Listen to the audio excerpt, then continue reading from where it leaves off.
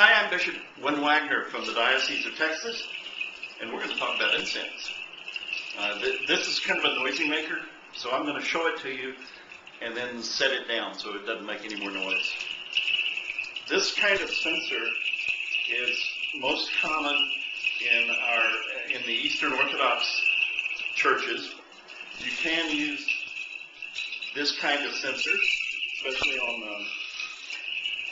a high feast day or when you just want to make noise. Now,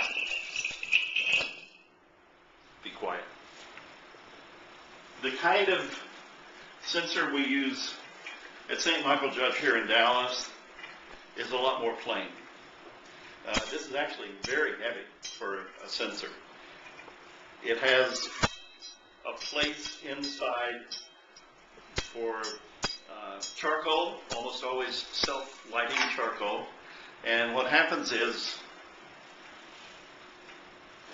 the priest, during the service, will use, this is called a boat, just like a B-O-A-T, regular boat.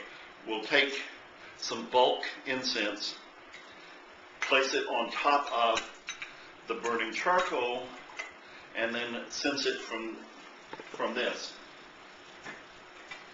Sometimes you have to watch that the incense doesn't get away from you.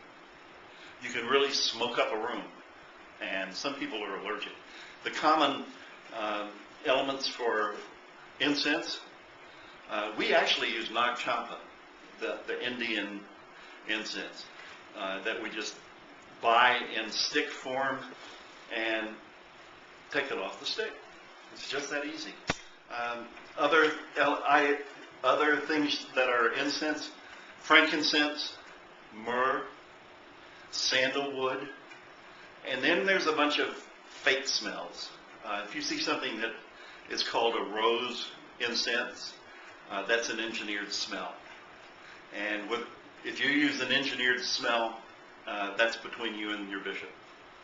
I don't have an opinion. We don't use that here, but that doesn't mean that those other incenses are somehow inferior. We just don't do it. The best way, you start the process with a self-lighting charcoal disc.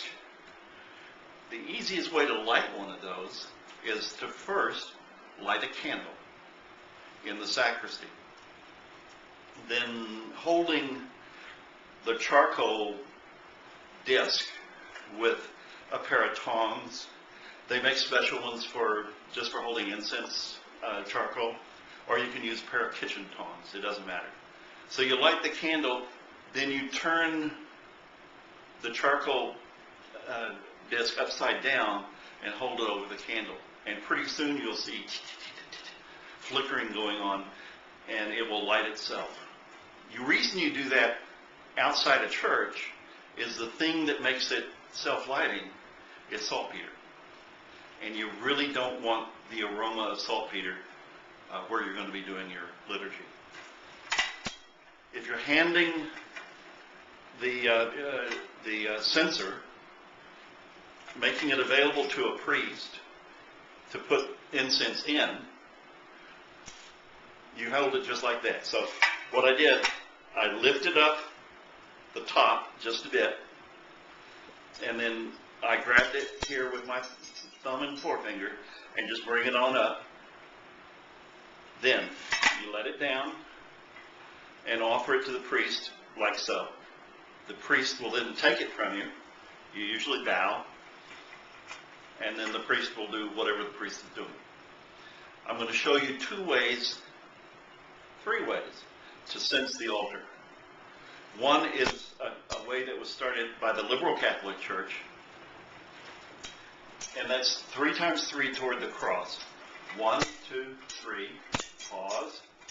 1, 2, 3, pause. 1, 2, 3. Then you bow. Then you sense the 3 candles. Twice on the side, sense the 3 candles coming back, and you repeat it for the other side. Okay? That's in the liberal rite. The traditional Western rite is 3 times toward the cross. 1, 2, 3. Pause. Bow. Then you do one swing between the 2 candles on the left. 1, 2. You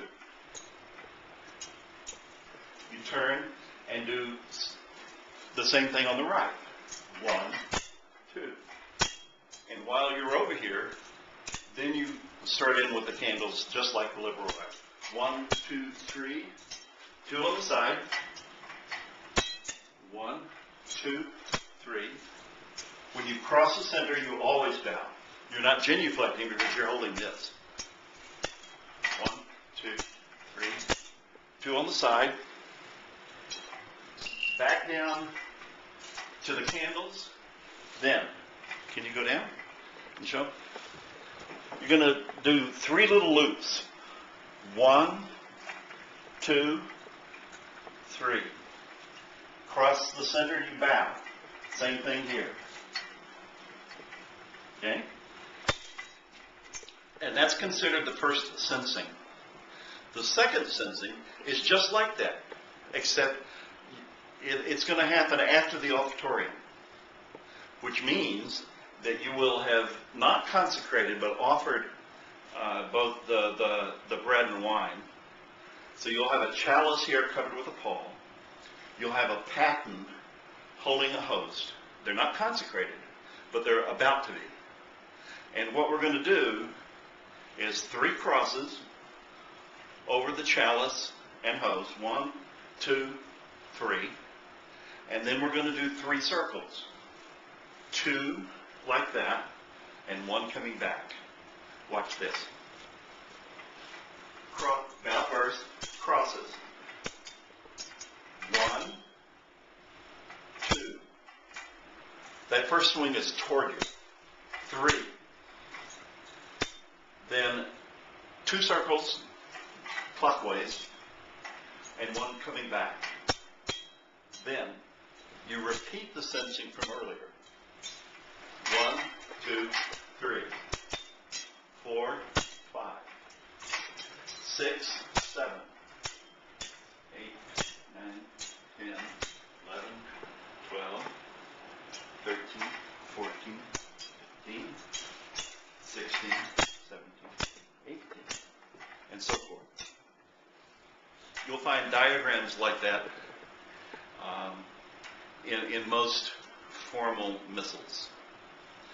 There are a couple of other times that you use incense at church before reading the gospel.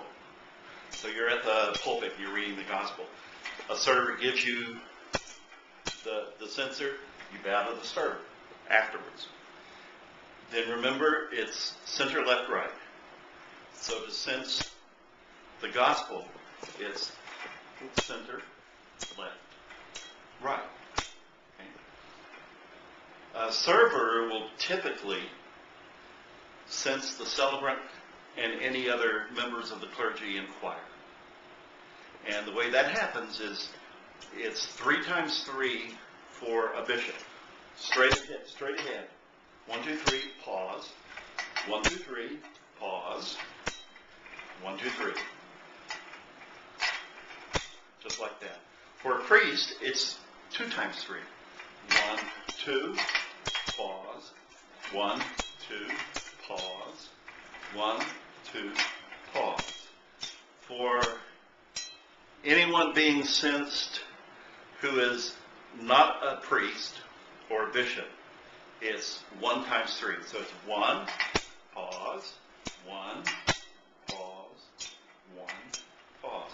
A little variation on that is when you're censing the congregation.